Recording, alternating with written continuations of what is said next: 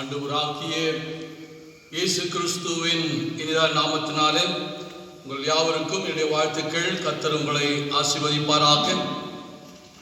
பெந்தேகோஸ்தே திருநாளுக்கு பிறகு 13 வாரங்களை நாம் கடந்து வந்திருக்கிறோம். வழிபாட்டு தலங்கள் மூடப்பட்டிருந்தாலும் நாம் இல்லந்தோறும் ஆண்டவரை தொழுது கொள்வது மகிழ்ச்சி அளிக்கிறது. ஒரு ஆலயம் மூடப்பட்டிருக்கிறது என்றால் அங்கு 1000 ஆலயங்கள் இல்ல வழிபாடுகள் நடக்கிறது என்பதை மக்கள் மறந்து போனார்கள். ஆகவே வழிபாட்டு தலங்கள் மூடிட்டால் கிறிஸ்துவம் அழிந்துவிடும் என்று ஒரு சிலர் நினைக்கிறார்கள். வழிபாட்டு தலங்கள் மூடப்பட்டிருந்தாலும் வழிபாடுகள் இல்லந்தோறும் நடக்கும். அது இன்னும் பலுகி பெருகும் என்பதை புரிந்து வழிபாட்டு தலங்கள் திறக்கப்படவும், இப்பொழுது இருக்கிற சூழ்நிலைகளுக்கு ஏற்ப சோஷியல் டிஸ்டன்ஸ் இப்போ பண்ணி சட்ட திட்டங்களுக்கு உட்பட்டு வழிபாட்டு தலங்கள் திறக்கப்பட்டு வழிபட வேண்டும் என்ற ஒரு நியதியை மக்கள் புரிந்து கொள்ள வேண்டும், அரசாங்கம் புரிந்து கொள்ள வேண்டும் என்று நினைக்கிறேன். இந்த நாளிலும் கூட நமக்கு கொடுக்கப்பட்டிருக்கின்ற தலைப்பு பல் சமய சமுதாயத்தில் கிறிஸ்தவம். பல் சமய சமுதாயத்தில் கிறிஸ்தவம், Christian presence in a multi faith society. இன்று இந்திய தேசம் 2020ஆம் ஆண்டு மார்ச் மாதத்திலிருந்து அச்சத்திலும் பலவிதமான மரண வீதியில் இருக்கிறார்கள். இந்திய தேசம் மட்டுமல்ல, உலகம் முழுவதிலும் இருந்து கொண்டிருக்கிறார்கள். இந்த சூழ்நிலையில் பல தெய்வங்களை வணங்குகிற நம்பிக்கையுடைய மக்கள் இன்றைக்கும் போராடி கொண்டிருக்கிறார்கள். இந்த ஆண்டவரை தொழுது கொண்டால், இவரை நம்பி நாம் வாழ்வை நடத்தினால் வாழ்வு உண்டு என்ற நம்பிக்கை உடையவர்கள். இவரை நம்பினால் எங்களை காப்பாற்றுவார் என்று நம்பிக்கொண்டிருந்தவர்கள் பல நிலையில சோதிக்கப்பட்டு கொண்டிருக்கிறார்கள். அதில் ஒன்று கிறிஸ்துவம் என்று இருந்து கொண்டிருக்கிறார். கிறிஸ்தவம் என்று சொன்னால் அது மதம் அல்ல, அது மார்க்கம், நல்வழிப்படுத்துகின்ற ஒரு மார்க்கம். நேயர் இதை மதமாக நினைத்து, இது எங்க மதம் பெரியது, எங்க ஆண்டவர் பெரியவர் என்று சொல்லி பல போராட்டங்களை நடத்தி கொண்டிருக்கிறார். கிறிஸ்துவம் என்பது அது மார்க்கம், வழி. ஆண்டவராகிய இயேசு அதை தெளிவாய் சொன்னார். யோவான் எழுதின சுவிசேஷம் 14ஆம் அதிகாரம் 6ஆம் வசனத்தில், நானே வழியும் சத்தியமும் ஜீவனமாய் இருக்கிறேன் என்று சொன்னார். வழியை, அந்த வழியில் அவர் பிரதானமாய் காட்டினது அன்பு. கடவுளிடத்தில் அன்பாயிருங்க, உங்க பிறனிடத்திலும் அன்பாயிருங்கள், அது போதும் என்று சொன்னார். அதற்கு அடையாளமாக யோவான் எழுதின சுவிசேஷம் 17ஆம் அதிகாரத்தில் ஆண்டவராக இயேசு ஜனங்களுக்கு முன்பாக ஒரு விண்ணப்பத்தை, ஜெபத்தை ஏறெடுக்கிறார். பிதாவே, நான் உன்னிடத்தில் அன்பா இருக்கிறேன், நீங்க என்னிடத்தில் அன்பா இருக்கிறீங்க, நாம எல்லாம் அன்பா ஐக்கியமா இருக்கிறது போல இவர்களும் அன்பாய் ஐக்கியமாய் இருக்கணும்ன்றத ஜெபிக்கிறவராக இருக்கிறார். என் அன்பு சகோதர சகோதரிகளே, இந்த பல் சமய சமுதாயத்தில் வாழ்ந்து கொண்டிருக்கிற நாம் இந்த உலகத்திற்கு உரியவர்கள் அல்ல, நாம் ஆண்டவருக்கு உரியவர்கள், ஆண்டவருடைய வழியில நடக்கிறவர்கள் என்பதை நாம் புரிந்து அதன்படி நடக்க அழைக்கப்பட்டிருக்கிறோம் என்பதை நாம் இந்த தெளிவான நாட்களில் அறிந்து கொள்ள வேண்டும். நாம் இந்த உலகத்திற்கு உரியவர்கள் அல்ல. ஏனென்றால் இந்த உலகம் நம்மை பகைக்கும். ஏன்னா நல்வழி சொன்ன பகைக்கிறது. நல்வழி சொன்னால் மக்கள் ஏற்றுக்கொள்ள மாட்டாங்க. பெற்றோரை நீங்க கனம் பண்ணணும்னு சொல்றோம், பெற்றோருக்கு கீழ்ப்படினும் சொல்றோம், அது ஏற்றுக்கொள்ள மனதில்லை. உடன் பிறந்தவரோடு ஐக்கியமாயிருக்கணும்னு சொல்றோம். அதை ஏற்றுக்கொள்ள மனதில்லை. கணவன் மனைவி இவர்களுக்குள்ள இருக்கிற உறவுகள் புனிதமானது. நீங்கள் ஒருவரை ஒருவர் மதித்து ஒருவரை ஒரு கணம் பண்ணி ஒருவரோடு இணைந்து வாழ்வது ஆண்டவருடைய வழிநடத்துதல், ஆண்டவருடைய சித்தம், ஆண்டவருடைய கட்டளை என்பதை சொல்றோம். அதை ஏற்றுக்கொள்ள சுயநலங்கள் வந்துச்சு. ஈகோயிசம், நான் பெரியவன் நீ பெரியவன், குடும்பத்தில் கணவன் பெரியவனா மனைவி பெரியவனா என்று விவாதங்கள் நடந்து கொண்டிருக்கிறது. என் சம்பளம் அதிகமா உங்க சம்பளம் அதிகமா என்று அதை பெருமை பாராட்டி கொண்டிருக்கிறோம். இந்த பிள்ளைகளும் நான் அப்பாவை சார்ந்தவன் நான் அம்மாவை சார்ந்தவன் என்று இன்று குடும்பங்கள் பிரிந்திருக்கிறது. அதற்கு ஏற்றவாறு காவல்துறை இருக்கிறது, அதற்கு ஏற்றவாறு சட்டத்துறை இருக்கிறது. இவைகளை நாம பயன்படுத்தி கிறிஸ்துவத்துக்குள்ள கொண்டு வந்துட்டோம். ஆகவே கிறிஸ்துவ குடும்பத்தில் பிரச்சனைகள் பெருகி இருக்கிறது. கிறிஸ்துவ ஆலயங்களில் பிரச்சனைகள் பெருகி இருக்கிறது. இவன் என் ஜாதியை சார்ந்தவன், இவன் என்னுடைய கூட்டத்தை சார்ந்தவன், இவன் என்னுடைய குழுவை சார்ந்தவன், இவர்கள் எந்த மொழியை சார்ந்தவர்கள் என்று சொல்லி சபைக்குள்ள பிரச்சனைகளை கொண்டு வந்து, ஜாதி பிரச்சனைகள் மொழி பிரச்சனைகளையும் சபைக்குள்ள கொண்டு வந்து சபையை சின்னபின்னமாக்கி கொண்டிருக்கிறோம். இதற்கு ஜெபம் ஒரு முடிவு, ஐக்கியம் ஒரு முடிவு. ஆண்டவர் இதை சரியாய் நிதானமாய் இந்த திருச்சபையை ஒழுங்குபடுத்துவார், அன்புபடுத்துவார், ஐக்கியப்படுத்துவார், உறவு ஏற்படுத்துவார், தெய்வ பக்தி தெய்வ பயம் வரும் என்ற நிலைப்பாடை கடந்து காவல்துறைக்கு போக ஆரம்பிச்சிட்டோம், சட்டத்துறைக்கு போக ஆரம்பிச்சோம், கோர்ட்டுக்காக வாசலமா இருக்கிறோம். ஆகவே சபைகளுக்குள்ள பிரச்சனைகள் இருக்கிறது. இப்படிப்பட்ட சூழல் ஆண்டவருடைய இயேசுவுடைய நாமம் தூஷிக்கப்பட்டு கொண்டிருக்கிறது. இந்த பல் சமய சமூகத்தில் வாழ்ந்து கொண்டிருக்கிற கிறிஸ்துவம் இன்று 10ஓடு 11வது சமயமாக இன்று எடுத்துக்காட்டாக இருக்கிறது. அதை புரிந்து கொள்கிற மனதற்றவர்களாக இருக்கிறோம். இந்த 10ல் 1 இந்த சமயம் இந்த மார்க்கம் இணைந்திருப்பதல்ல, இது வித்தியாசமானது என்று நாம காட்டுவதே இல்லை. இன்னும் நாம ஜென்ம சுவாபத்திலேயே வாழ்ந்து கொண்டிருக்கிறோம். அதுதான் இன்றைக்கு நம்மை பிரித்து ஆண்டு கொண்டிருக்கிறது. நாம இவரை நம்ம உறவு போயிடும், நம்முடைய மதிப்பு போயிடும், நம்முடைய கலாச்சாரங்கள் போயிடும், இப்படி சொல்லியே நம்மை நாமே இழிவுபடுத்தி கொண்டிருக்கிறோம். கிறிஸ்துவ மார்க்கம் என்பது இன்னும் இந்த இந்திய தேசம் முழுமையும் இந்த கிறிஸ்துவ மார்க்கத்தை பின்பற்றுவர்கள் இருந்திருக்க வேண்டும். இத்தனை வருடங்கள் கடந்து போயும் இந்த கிறிஸ்துவ மார்க்கம் என்பது இந்திய தேசத்தில் ஒரு மைனாரிட்டி ரிலிஜனாகவே வைத்திருக்கிறார். காரணம், கிறிஸ்துவத்துக்குள்ள ஒற்றுமை இல்லை, ஐக்கியம் இல்லை, அன்பு இல்லை, மாதிரியான வாழ்வு இல்லை. அது அவசியம். இந்த கிறிஸ்துவ மார்க்கம் ஆண்டவரை பிரதிபலிக்கின்ற ஒரு மார்க்கமாய் இருக்கணும்ன்றதுதான் ஆண்டவர் இந்த காலவெளியில் நம்மை அழைக்கிறார். இந்த பல் சமய மல்டி ஃபெய்த் சொசைட்டியில் வாழ்ந்து கொண்டிருக்கிற நமக்கு ஒரு ஸ்பெஷாலிட்டி, நாம் வணங்குற ஆராதிக்கிற இந்த இயேசு, நம்மை வழிநடத்துகிற இயேசு இந்த உலகத்தில் அன்பே உருவானவராய் வந்தார். அன்பை வெளிப்படுத்தும்படியாக தன்னுடைய ஜீவனை விலைக்கிரயமாய் கொடுத்தார். இந்த அன்புக்கு அடையாளமாய் அவர் இந்த மரணத்தை மேற்கொண்டு உயிர் தொழுந்தார். இந்த அன்பிற்கு அடையாளமாய் இந்த இயேசு மறுபடியுமாய் வருவேன் என்று வாக்களித்து சென்றிருக்கிறார். அவர் வருகிற மட்டும் இந்த கிறிஸ்துவ மார்க்கம் தொடர்ந்து போய்கொண்டே வளர்ந்து கொண்டே இருக்கும். வளர்ச்சியின் பரிமாணத்தில் பல நிலைகளில் பெருகி இருக்கணும். இன்று இந்த கிறிஸ்துவ மார்க்கம் இந்த பல் சமயத்தில் குறைபட்டு இழிவுபட்டு போகிறதுக்கு காரணம், இந்திய தேசத்தில் மௌடிகம் இருந்தது, அறியாமை இருந்தது, இல்லாமை இருந்தது, இயலாமை இருந்தது. இங்கு மக்கள் ஒடுக்கப்பட்டார்கள், நொறுக்கப்பட்டார்கள். ஜாதி மேலோங்கி இருந்தது, மேல் ஜாதி கீழ் ஜாதி என்று இருந்தார்கள். பணக்காரர்கள் ஏழைகள் என்று இருந்தார்கள்.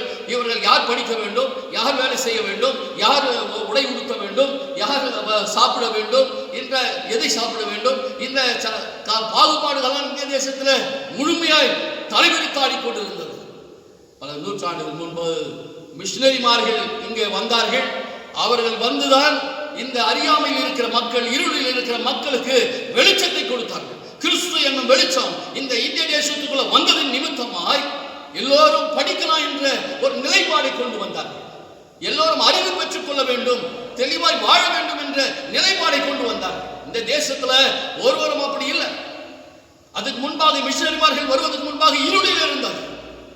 அதை பெருமையாக நினைத்து இன்றைக்கும் மார்கட்டி கொண்டிருக்கிற ஒரு கூட்ட மக்கள், ஒரு ஜாதியினர் மேலோங்கி இருக்கிறதை பார்க்கிறோம். இன்றைய வரைக்கும் அது குறைந்த பாடு இல்லை. அதற்கு காரணம் கிறிஸ்துவ மார்க்கம். அந்த இருளில் இருந்தவர்களை பெண்கள் படிக்கலாம், பெண்கள் மறுமணம் செய்து கொள்ளலாம், பெண்களுக்கு வேலை செய்ய முடியும், ஈக்குவலாக ஆண்களுக்கு நிகராக வேலை செய்யலாம் என்ற உணர்வுகளை ஊட்டி பெண் கல்வியை கொண்டு வந்தார்கள். கணவன் மரித்தால் அவருடைய மனைவி எந்த வயதுடையவளாக இருந்தாலும் அந்த நெருப்பில் போட்டு எரிக்க வேண்டும் என்று சதி இருந்தார். அதை மாற்றி அமைத்து தெளிவுபடுத்தினார் இந்த மிஷனரிமார்கள், கிறிஸ்துவ மார்க்கம். அதனால தெளிவு பெற்றது. அப்போ அம்மா வழிதானவர்கள், அவரை காக்க முடியல, அவரை ஆதரிக்க முடியல, அநாதிகளாக்கப்பட்டார்கள், விதவையாக்கப்பட்டார்கள், ஒடுக்கப்பட்டார்கள் என்றால் அவர்களுக்கு விடுதலை உண்டாக்கி அவர்களுக்கு வாழ்வு உண்டு என்ற நம்பிக்கை கொடுத்தவர்கள் கிறிஸ்துவர்கள். இதெல்லாம் நடந்ததுதான் கிறிஸ்துவத்தினால். இன்று எல்லா மதத்தினரும் இதை செய்ய ஆரம்பித்து விட்டார்கள். கல்வி சாலைகள் இன்று கிறிஸ்துவத்திற்கு இல்ல, கிறிஸ்துவ அல்லாதவர்கள் பெருகி இருக்கிறது.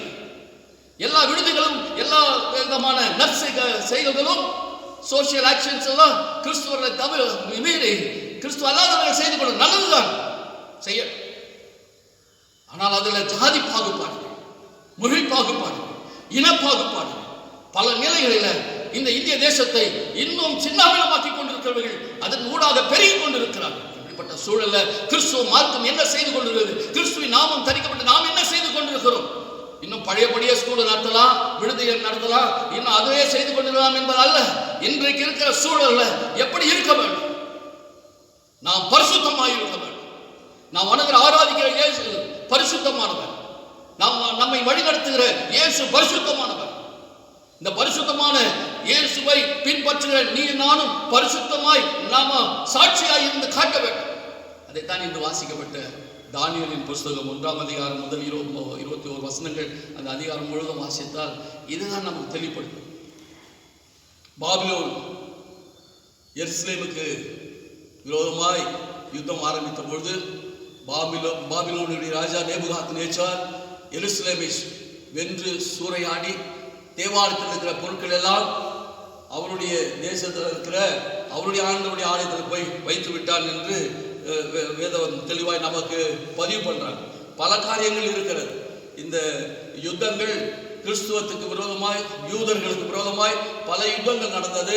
அப்படி யுத்தங்கள் நடந்த பொழுது அங்கு எருசலேமில் இந்த எல்லா பொருட்களும், எல்லா கனிமங்களும், எல்லா உச்சிதமான கலைகளும் சூறையாடப்பட்டு அவைகள் அடிமைப்படுத்தப்பட்டு கொண்டு வரப்பட்டது. அப்படி கொண்டு வந்தவர்கள் தான் தானியேல், சாத்ராக், மேஷாக், ஆபேத்நேகோ என்பவர்கள். இவர்களை நேபுகாத்நேச்சார் பாபிலோனுக்கு கொண்டு வந்துட்டார். இப்பொழுது இங்க கொண்டு வந்தவர்களுக்கு பாபிலோனிய கல்வியை கற்றுக் கொடுக்கணும், எழுத்து கற்றுக் கொடுக்கணும், கல்வியை கற்றுக் பாஷைகளை கற்றுக் கொடுக்க வேண்டும் என்று விரும்பினார். தானியேல் புத்தகம் 1ஆம் அதிகாரம் 4ஆம் வசனம் அது அழகா சொல்லுது. கல்தேயரின் எழுத்தையும் பாஷைகளையும் கற்றுக் கொடுக்கவும் ராஜா தன் பிரதானியின் தலைவனாகிய அஸ்பெனேசுக்கு கற்பித்தான் என்பார். இவர்கள் பாபிலோனுக்கு கொண்டு வரப்பட்ட யூதர் மார்க்கத்தார். அவர்கள் சிறப்புக்குரியவர்கள். அவர்கள் குறித்து சொல்லப்பட்டிருக்கிறது 3ஆம் வசனம் தெளிவாய் சொல்கிறது. இஸ்ரவேல் புத்திரர் ராஜ குலத்தவர்கள், துரைமார்க்கத்தார், யாதொரு மாசும் இல்லாதவர்கள், அழகானவர்கள், சகல ஞானத்தில் தேறினவர்கள், அறிவில் சிறந்தவர்கள், கல்வியில் நிபுணர், ராஜாவின் அரண்மனையில் சேவிக்க திறமை உள்ளவர்கள். இவ்வளவு தன்மைகளின் குணங்களையும் பெற்றிருக்கிற இந்த வாலிபர்கள் எருசலேமிலிருந்து பாபிலோனுக்கு சிறைப்பிடிக்கப்பட்டு கொண்டு வரப்பட்டார்கள். சிறை அடைக்கப்பட்ட இவர்களுக்கு பாபிலோனிய மொழி கற்றுக் கொடுக்கப்படுது. இப்போது இருக்கிற புதிய கல்வி திட்டம் அப்படிதான் நினைத்து இப்படி ஒரு திட்டங்களை கொண்டு வந்திருக்கிறார்கள். ஏதோ இந்திய தேசத்துல ஒரே கல்வி, ஒரே எழுத்து, ஒரே மொழி, ஒரே ஜாதி, ஒரே கலர், இப்படி ஒரு கனவு கண்டு கொண்டிருக்கிற மக்கள் பெருகி இருக்கிறார்கள் இந்திய தேசத்தில். அன்றைக்கு எருசலேமில் இருக்கிற வாலிபர்களை பாபிலோனுக்கு கொண்டு வந்து பாபிலோனிய எழுத்துக்களை கற்றுக் கொடுக்கிறார்கள், மொழிகளை கற்றுக் கொடுக்கிறார்கள். அவர்களை பெயரையே மாற்றுகிறதாக பார்க்கிறோம். இப்போ அழகாக அங்கு தானியேல் என்று பெயரிடப்பட்ட மனுஷன், அப்படி அந்த தானியேல் என்றால் அவன் கடவுள் நீதியாய் அரசாளுகிறவர் என்று பொருள். இப்போ அவளுக்கு பெல்தெஷாத்தார் என்று பெயர் வைக்கிறாங்க. பெல்தெஷாத்தார் என்று சொன்னால் என் வாழ்வை காப்பாற்ற ஆண்டவரே சொல்லி அவர்கள் கெஞ்சுகிற அந்த பேர் மீனிங்ல அவன் பேர் இடப்படுகிறது. இப்படிதான் ஒவ்வொருவருக்கும் பேர். தானியேலோடு வந்திருக்கிற ஒவ்வொருவரும் அனனியா, மிஷாவேல், அசரியா என்று பெயரிடப்பட்டது. அவர்கள் அனனியா என்று சொன்னால் அருள் கூறுகிற ஆண்டவர், அருள் கூறுகிறவர். மிஷாவேல் என்றால் கடவுளுக்கு இணையானவர், அசரியா என்றால் ஆண்டவர் உதவி செய்கிறவர். இப்படி ஒரு மீனிங்ல அவர்கள் பெயர்கள் இருந்தது.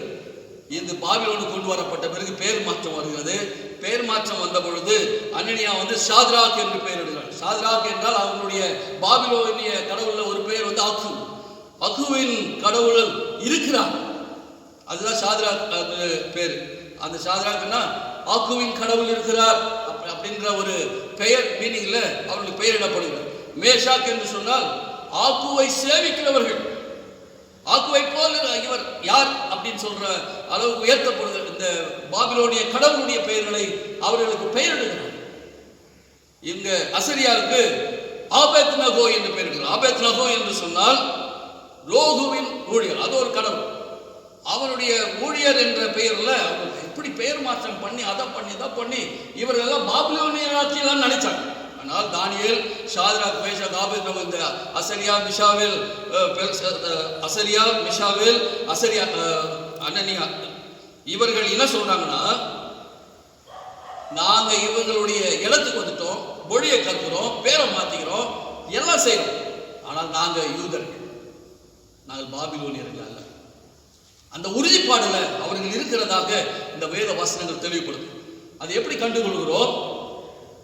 பாபிலோனியருக்கு எப்படினாலும் வாழலாம், எப்படினாலும் சாப்பிடலாம், எப்படினாலும் தன் சரீரத்தை தீட்டுப்படுத்திக் கொள்ளலாம் என்ற ஒரு நிலைப்பாடு.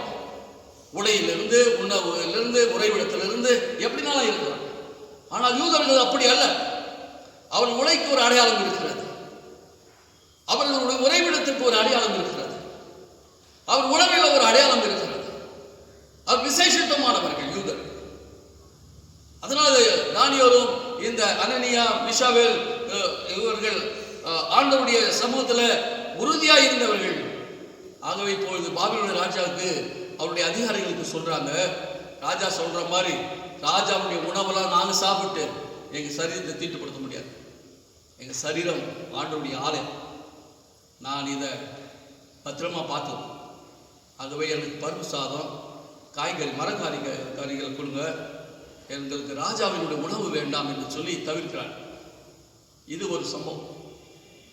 இது எதை குறிக்கிறது? இதை பார்த்துட்டு நான் இதை சாப்பிடுவேன், நான் அதை சாப்பிடக்கூடாது, நான் இப்படி இருப்பேன் அப்படி இருப்பேன்னு சொல்லி இதுலேயும் பாகுபாடுகள், பிரிவினைகளை மக்கள் உருவாக்கி கொண்டிருக்கிறார்.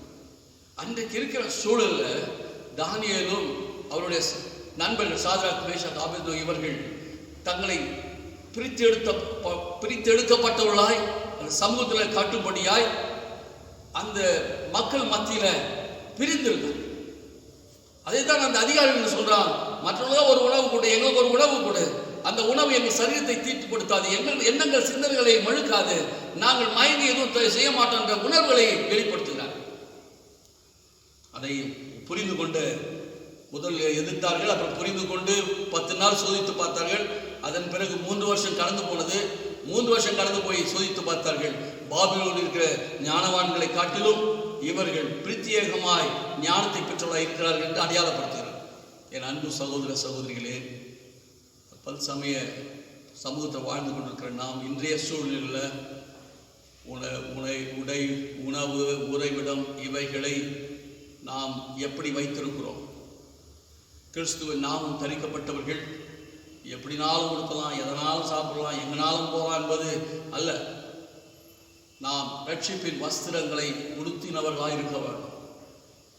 நாம் உணவு பிரத்யேகப்படுத்தப்பட்ட ஆண்டவரால் சோதிக்கப்பட்ட அந்த உணவு எதை சாப்பிட்டாலும் அது என் சரீரத்தை கெடுக்காது, என் எண்ணங்களை சிந்தனைகளை மழுக்காது. நான் மதிமயங்கி உண்டு பிறகு நான் தவறு செய்ய மாட்டேன், மீறுதல் செய்ய மாட்டேன். அந்த உணர்வுகளை உடையவர்களாக நாம் இருக்கணும். அதனால தான் மிக ஜாக்கிரதையாய் கிறிஸ்தவர்கள் இருக்கணும். நமக்கு என்ன பேரு? இவர்கள் மேல்நாட்டு ஜாதி, மேல்நாட்டு கலாச்சாரத்தை உடையவர்கள். ஆகவே இவர்கள் இந்தியர்கள் அல்ல என்ற முத்திரை இந்த வரைக்கும் நாம் கிறிஸ்தவர்களுக்கு வைக்கப்பட்டிருக்கிறோம்.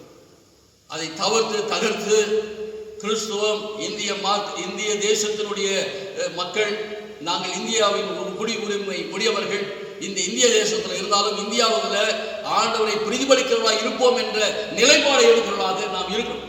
அதற்கு நான் என்ன செய்யட்டேன், என்னால் முடியுமானா, நீ உன்னை சீர்படுத்திக்கோ, உன் வீட்டாரை சீர்படுத்து, உன் சபையை சீர்படுத்து, அது இந்திய தேசத்துக்கு சீரமைக்கிறதுக்கு வழியாக அமையும். இதைதான் ஆண்டவர் தெளிவாய் சொன்னார் சுவிசேஷ பகுதியில். மத்தேயு சுவிசேஷம் 13ஆம் அதிகாரம் 30ஆம் வசனத்தில் 33ஆம் வசனம், இந்த 3 வசனங்களை வாசித்தால் அதில் அழகாக போடுறார். முதல் ஒரு கடுகு விதையை உதாரணமாக சொல்றாரு, இரண்டாவது புளித்த மாவை சொல்றார். அதெல்லாம் பெருசா இல்லை, சின்னதுதான். கடுகு விதை என்பது சின்னது. நாம 3 படி 5 படி மாவை புளிக்க வைக்கணும், பாலை நாம தயிராக்கணும்னா அதுக்கு இன்னொரு 3 படி எடுத்து போய் பக்குவப்படுத்துவதற்கு தேவையில்லை. சும்மா ஒரு ஸ்பூன் புளித்த மாவு, புளித்த இது இருந்தால் போதும்.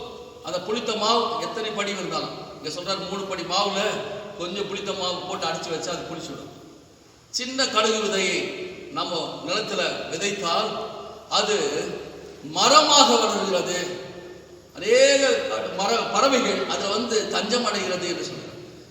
ஒருவேளை மைனாரிட்டியாக இருக்கலாம் கிறிஸ்துவமாக, ஆனால் கிறிஸ்தவர்கள் கடுகு விதைகளை போல, புளித்த மாவை போல நாம கிறிஸ்துக்கென்று சாட்சிகளாக இருக்க அழைக்கப்படுகிறோம். கிறிஸ்துக்குள்ள இருந்தால் சங்கீதம் சொல்லுது 1:3-4, அவன் நீர்க்கால்களின் ஓரமாய் நடப்பட்டு தன் காலத்தில் தன் கனியை தந்து இலை உதிராதிருக்க மரத்தை போல் இருப்பான், அவன் செய்வதெல்லாம் வாய்க்கும் என்று சொல்லப்பட்டிருக்கிறது. சின்ன விதை, அது நீர்க்கால்களில் இருந்தால் போதும். அதாவது ஏற்ற காலத்தில் போஷாக்கா வளர்கிறது, அது பல கிளைகளை விடுகிறதா இருக்கிறது. அது ஏற்ற காலத்துல பூ பூத்து காய் காய்த்து கனி கொடுக்கிறதா இருக்கிறது. அந்த மரத்துல பறவைகளும் மிருகங்களும் தஞ்சம் அடைகிறது. அது எல்லோருக்கும் உரியதாக. ஒவ்வொரு கிறிஸ்தவர்களும் அப்படி கிறிஸ்துவிலே வளர ஆரம்பித்து விட்டால், எப்போ வளர்ந்திருக்க வேண்டியது, கிறிஸ்துக்குள்ள வளர இல்லாததுனால தான் இந்த கஷ்டம். 2 கொரிந்தியர் 5ஆம் அதிகாரம் 17ஆம் வசனம் சொல்லுது, ஒருவன் கிறிஸ்துக்குள் இருந்தால் புது சிருஷ்டியா இருக்கிறான், பழையவெல்லாம் ஒழிந்து போயின, எல்லாம் புதிதாயின என்று சொல்லப்படும். பழசெல்லாம் மறந்துடும். இன்றைக்கு இந்த வார்த்தையை கேட்டுக்கொள்ளுனா, இந்த பல்சமய சமூகத்தில் வாழ்ந்து கொண்டிருக்கிற நாம் கிறிஸ்தவர்கள் என்ற உறுதிப்பாடு, ஒரு உரிமைப்பாடு நமக்கு இருக்க வேண்டும். நாம பெரிதாய் வளர்ந்து நம்பால் ஈர்க்கும்படியாக பறவைகள் எல்லாம் நம்மை தேடி வருகிறது போல, சின்ன ஒரு கொஞ்சம் புளித்த மாவு திரளான மாவை அது புளிக்க வைக்கிறது போல கிறிஸ்துவை நாம் பிரதிபலிக்கிறோம். இதெல்லாம் அழகாக இயேசு பிரசங்கம் பண்ணும்போது மத்தேயு சுவிசேஷம் 5ஆம் அதிகாரம் 16ஆம் வசனத்துல, இவ்விதமாய் மனுஷர் உங்கள் நற்கிரியைகளை கண்டு பரலோகத்தில் இருக்கிற உங்கள் பிதாவை மகிமைப்படுத்தும்படி உங்கள் வெளிச்சம் அவர் முன்பாக பிரகாசிக்க கடவுது என்று. உங்கள் வெளிச்சம் மற்ற முன்பாக பிரகாசிக்கும். அதற்காக தான் அழைக்கப்பட்டது. அதனால்தான் இயேசு சொன்னார், நீங்கள் பூமிக்கு உப்பாயிருங்க, உலகத்திற்கு வெளிச்சமாய் இருங்கள் என்று சொன்னார். இந்த பல்சமய சமூகத்தில் கிறிஸ்துவாக நாம் பிரதிபலிக்க ஆண்டவர் நம்மை அழைக்கிறார். ஜெபம் செய்யும். எங்களை நேசிக்கிறதான அன்பின் தகப்பனே, இந்த நாளின் ஆராதனைக்கு பங்கு கொண்டு உங்களுடைய வார்த்தையை தியானிக்க எங்களுக்கு கொடுத்த கிருபைக்காய் ஸ்தோத்திரம். தொடர்ந்து உங்களுடைய பிள்ளைகளோடு பேசுங்க, உங்களுடைய விசுவாசத்தை தூண்டி எழுப்புங்க. தொடர்ந்து உமக்கு சாட்சியில் இருக்க உதவி செய்யும். இயேசுவின் நாமத்தில் நல்ல பிதாவே, ஆமென். நாம் யாரும் எழுந்து நின்று அப்போஸ்தலர் விசுவாச பிரமாணத்தை இருக்கிற இடங்களில் சொல்லுவோம். வானத்தையும் பூமியும் படைத்த சர்வவல்லமையுள்ள பிதாவாகிய தேவனை விசுவாசிக்கிறேன். அவர் ஒரே குமாரனாகிய நான் ஆதரவு விசுவாசிக்கிறேன். அவர் பரிசுத்தாவினாலே கன்னிமரியாள் பிறந்தார். பொந்து பிலாத்தின் காலத்தில் பாடப்பட்ட சிலுவையில் அறையுண்டு மரித்தாளுக்கு மண்ணப்பட்டு பாதாளத்தில் இறங்கினார். 3ஆம் நாள் மரித்தோரும் எழுந்தருளினார். பரமண்டத்திற்கு ஏறி சர்வவல்லமையுள்ள பிதாவாகிய தேவனுடைய வலது வாசலை வீற்றிருக்கிறார். அவரிடத்திலிருந்து உயிரோடு மரித்தோரின் நியாயத்திற்கு வருவார். பரிசுத்தாய் விசுவாசிக்கிறேன். பொதுவாக இருக்க பரிசு சபையும் பரிசுவானுடைய ஐக்கியமும் பாவம் மன்னிப்பும் சரீர உயிர்த்தெழுதலும் நித்திய ஜீவனும் உண்டு என்று விசுவாசிக்கிறேன். ஆமென். நாம் யாரும் சேர்ந்து கிறிஸ்துவ கீர்த்தனையில் 224வது கீர்த்தனை 224, தாசரே தாரணி அன்பாய் இயேசுக்கு சொந்தமாக்கும் என்ற பாட்டு சேர்ந்து பாடலாம். தாசரே தாரணியை அன்பாய் இயேசுவுக்கு சொந்தமாக்குவோம். தாசரே தாரணியை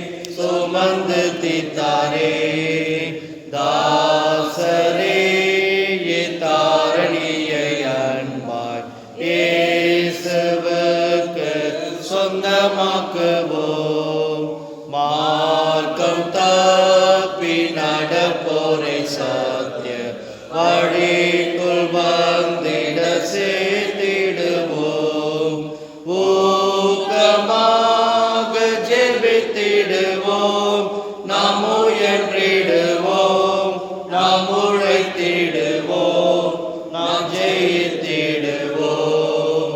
தாசரே தாரணியை அன்பாய் இயேசுவுக்கு சொந்தமாக்குவோம். ஜெபம் செய்வோம். எங்களை நேசிக்கிறதான் அன்பின் தகப்பனே, இந்த வழிபாடு எங்களுக்கு ஆசீர்வாதமாக இருந்தது. உம்மை துதித்து பாடவும் உடைய வார்த்தைகளை தியானிக்கவும் நாங்கள் ஒருங்கிணைந்து உம்மை நோக்கி ஜெபிக்க இந்த நேரத்தை கொடுத்ததுக்காக ஸ்தோத்திரம். பங்கு கொண்ட ஒவ்வொருவரையும் கர்த்தர் ஆசீர்வதிப்பார். ஆண்டவரே, நாங்கள் வாழ்கிற வாழ்வு ஒரு வாழ்வு கொஞ்ச காலம்தான் வாழப்போகிறோம். அதை உண்மை பிரதிபலிக்கின்றவர்களாக இருக்க உதவி செய்யும்.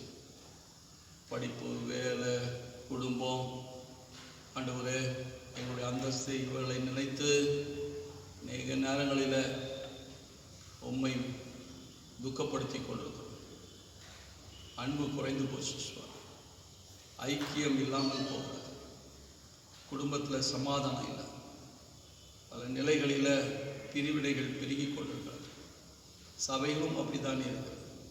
கிறிஸ்துவ மார்க்கம் சமூகத்தில் பெயரிட்டு சொல்லக்கூடாதபடிக்கு பல நிலைகளில் ஆண்டவரே பிரசித்தி பெற்றதாக இல்லை. அதற்கு காரணம் கிறிஸ்துவுக்குள் இல்லை. சத்தியத்தை அறிவீர்கள், சத்தியம் உங்களை விடுதலை ஆக்கும் என்று சொல்லப்பட்டது. இன்னும் சத்தியத்தை அறியாததுனால தான் நாங்கள் உண்மை பிரதிபலிக்க முடியாமல் இருக்கிறோம். ஏதோ ஒரு சூழலில் இந்த மாய்மாலம் வந்துச்சு. 1 யோவான் 1:6 சொல்வது போல, நான் தேவனிடத்தில் ஐக்கியமாக இருக்கிறேன் என்று சொல்லியும் இருளிலே நடக்கிறவர்களாக இருந்தால் சத்தியத்தின்படி நடவாமல் பொய் சொல்லுவர்களாக இருக்கிறோம் என்று சொல்வது போல, அது எப்படியோ கிறிஸ்துவ மார்க்கத்துக்குள்ளே வந்துச்சு. நாங்கள் கிறிஸ்தவர்கள் என்று உண்மை பிரதிபலிக்க அழைக்கப்பட்டிருக்கிறோம் என்பதை மறந்து போயிருக்கோம். இந்த காலை வேளையில் பல் சமூகத்தில் வாழ்கிற நாங்கள் பிரித்தெடுக்கப்பட்டவர்கள், விசுவாசிகள், ஆண்டவருடைய நாமம் தரிக்கப்பட்டவர்கள், ஆண்டவர் இயேசுவை விசுவாசிக்கிறதுனால ஏற்றுக்கொள்ள நாங்கள் ஆண்டவருடைய பிள்ளைகள், தேவ பிள்ளைகள், கடவுளுடைய பிள்ளைகள் என்ற உணர்வுடையவர்களாக எங்களை மாற்றுங்க. சின்ன சின்ன மனஸ்தாபங்கள், கஷ்டங்கள், ஆண்டவரே விரோதங்கள் இவளை மன்னித்து ஆண்டவர் நாங்கள் ஐக்கியமாக இருக்க, சமாதானமாக இருக்க, ஆண்டவரே உம்முடைய நாமம் தரிக்கப்பட்டவர்களுக்கு இந்த அடையாளமாக இருக்க உதவி செய்யுங்க. பவுலடிகளார் கொலேசியர் சபைக்கு சொன்னது போல, கொலேசியர் 3:13 நீங்கள் ஒருவரை ஒருவர் தாங்கி ஒருவர் மேல் ஒருவருக்கு குறைபாடு உண்டானால் கிறிஸ்து உங்களை மன்னித்தது போல நீங்களும் ஒருவருக்கு ஒருவர் மன்னியுங்கள் என்று சொல்லுங்கள்.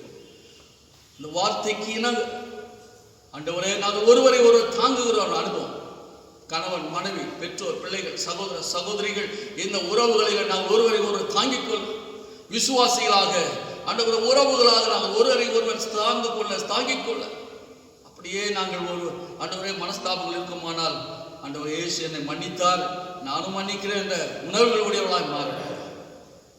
நீங்க சொன்னீங்க, தேவாலயத்திலேயே வந்துட்டு ஆண்டவரை தொழுது கொள்ள வந்துட்டு காணிக்கைகளோடு வந்து ஆண்டவருடைய சமூகத்தில் வைத்து விட்டார், அது போதாது. நீ போய் உன் சகோதரத்தில் ஒப்புரவாகிட்டு திருப்பி வாப்பா, அப்புறம் நான் இந்த காணிக்கைகள் அங்கீகரித்து உன்னை அங்கே ஏற்றுக் கொள்கிறேன் என்று சொன்னது போல அதை புரிந்து கொள்ளும். நாங்கள் சகோதர ஐக்கியத்தை விரும்புகிறோம். ஒருவரை ஒருவர் நேசித்து ஒருவர் மீது ஒரு அன்பு செலுத்தி எல்லா நிலையிலும் மனோரமயமாய் கிறிஸ்துவை பிரதிபலிக்கிறவளாய் இருக்க இந்த நாளில் எங்களோடு நீ கொடுத்த பேசின வார்த்தைகளுக்காக நமக்கு ஸ்தோத்திரம். தொடர்ந்து உடைய பிள்ளைகளோடு பேசுவோம். சிறு பிள்ளைகள், வாலிபர்கள், பெரியவர்கள் ஒவ்வொருவரும் தனித்தனியாக பேர் தொட்டு நீர் ஆசீர்வதிங்க. உடைய பிரியாசங்கள், எதிர்பார்ப்புகளை நிறைவேற்று. நாளிலும் கூட படித்தும் வேலை இல்லாமல் இருக்கிற பிள்ளைகளுக்கு ஏற்ற காலத்தில் வேலை அமைத்துத்தாங்க. வயது கூடிக்கொண்டே இருக்குது, ஏற்ற காலத்தில் நல்ல துணைவர் வேணும், துணைவி வேணும் என்று காத்திருக்கிற பிள்ளைகளுக்கு ஏற்ற கால குடும்பங்களை அமைக்கிறதற்கு ஆண்டவரே நேர் வழியாய் உடைய பிள்ளைகள் நடத்தும்படியாக ஜெபிக்கிறோம். குடும்பங்களை கட்டுகிறவர் நீர் சுவாமி. ஏற்ற காலத்தில் குடும்பங்களை கட்ட உதவி செய்யும். கணவன் மனைவியாய் இணைக்கப்பட்டிருக்கிற உடைய பிள்ளைகளுக்காக உமக்கு ஸ்தோத்திரம்.